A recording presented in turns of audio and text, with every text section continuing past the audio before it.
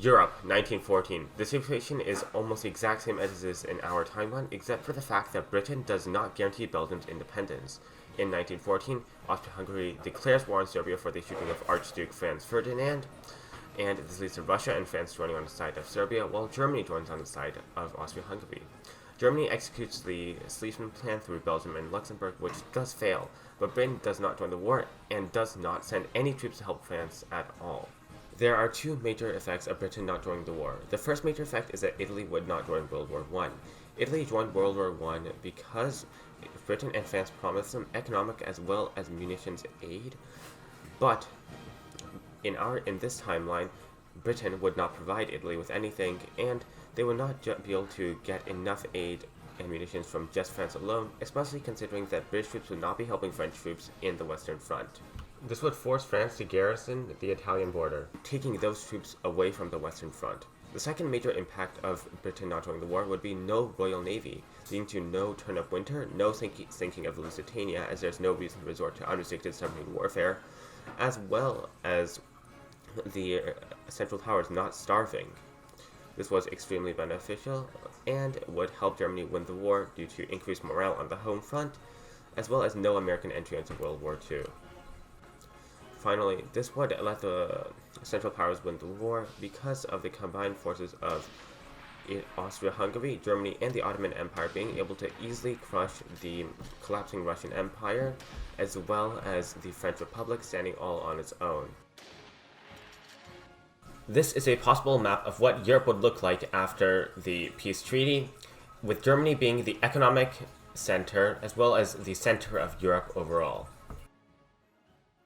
In days of yore from Britain's shore, Wolfe the dauntless hero came and planted firm Britannia's flag on. One of the most prominent effects of participating in a global conflict is a lot of death.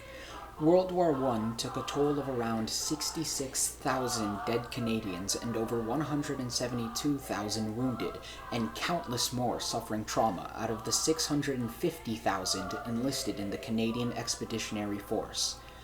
Another fatal consequence of war was the spread and epidemic of the Spanish flu developing across the world. 2 million Canadians contracted it out of its population of 8 million, meaning 1 in 4 Canadians had it. 50,000 Canadians died of the flu across all communities rather than just those enlisted.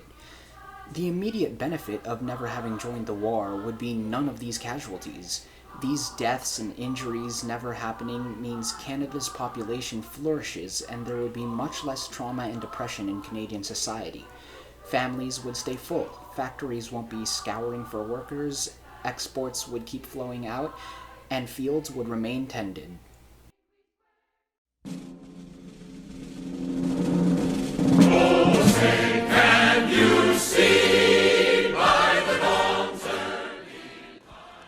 Had Germany won the war, it is safe to say that Europe would have been a far different German-dominated continent.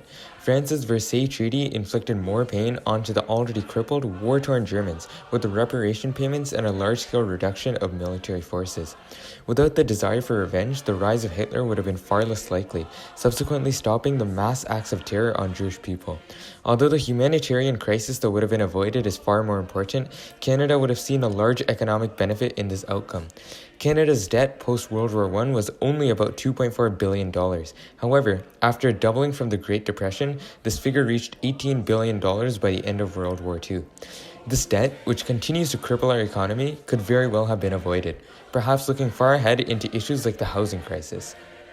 However, the bigger economic benefit lies in the Great Depression. America, with the hopes of a long-term profit on the beaten-down German economy, floated millions of dollars from their economy to lend to Germany in large sums. Much like an institutionally owned credit swap, investors regularly invested with borrowed money. The consequences of this are very clear. Bill Hwang recently fell victim to this leverage and lost over $20 billion as a single person in 10 days.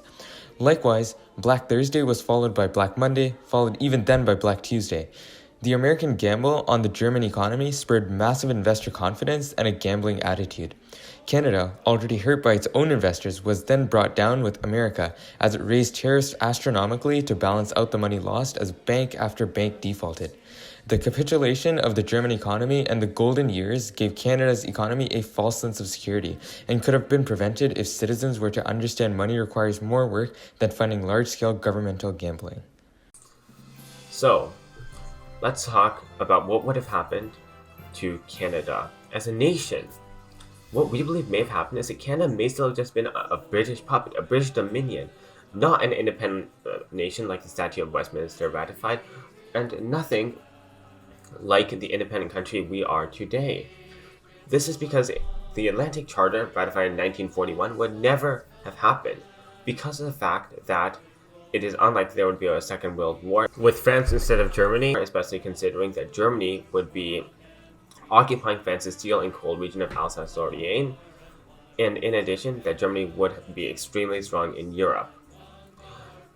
Secondly, because there would be no World War II, this charter would most likely never have happened, and this charter was the main thing that said that it would give self-determination and independence to all these different regions such as Africa, and allowing the people in those regions to have self-determination instead of having a foreign nation governing them.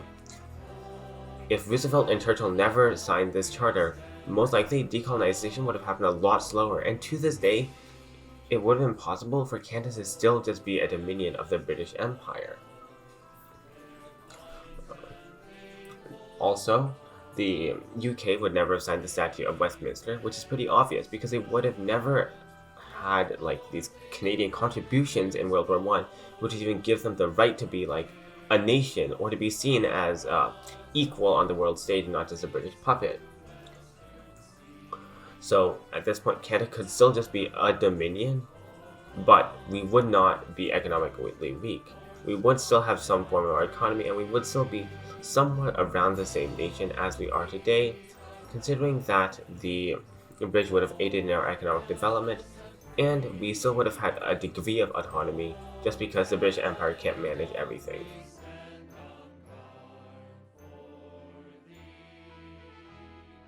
It was here on Vimy Ridge we showed the world what courage is. Canada's role in World War I was a great source of national pride because Canada was able to win major victories for the Allies. Some of those victories include the Battle of Vimy Ridge and the famous 100 Days that led to the Allies emerging victorious over the Central Powers. And for those victories, Canadian soldiers were being led by Canadian generals for the first time.